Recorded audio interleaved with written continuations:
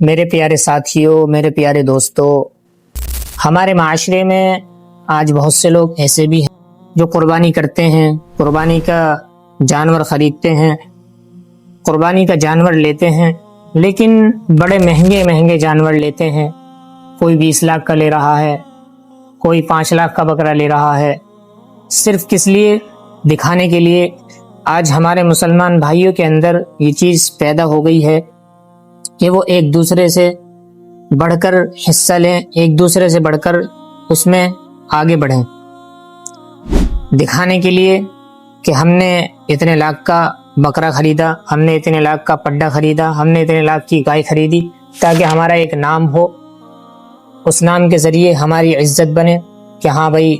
یہ زیادہ مال خرچ کرنے والے ہیں اللہ کے راستے میں، انہوں نے اتنے پیسوں کا پڈا لیا۔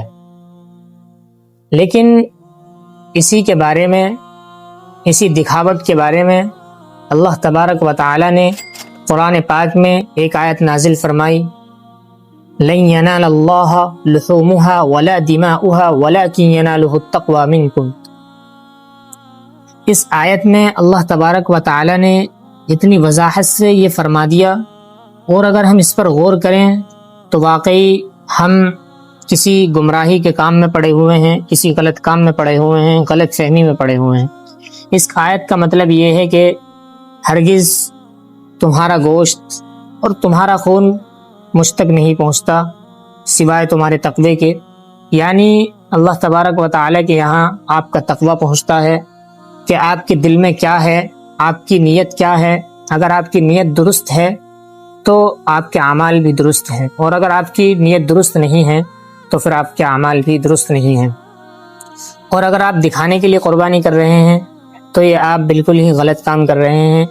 آپ اپنی نیت کو درست کریں، اگر آپ کی نیت درست ہے تو آپ کے اعمال صحیح ہیں، اور اگر آپ کے اعمال صحیح ہیں تو آپ اللہ تبارک و تعالی کے نزدیک اپنے اعمال کی قبولیت کی امید کر سکتے ہیں۔ تو لہٰذا میرے وہ بھائی اور میرے وہ دوست جو ماشاءاللہ سے مالدار ہیں، اللہ نے انہیں مالدار بنایا، لیکن وہ حرص میں،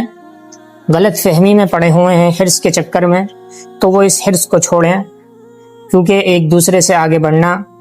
یہ صرف دنیاوی کام ہے۔ دنیا میں آپ کی عزت ہو جائے گی، دنیا میں آپ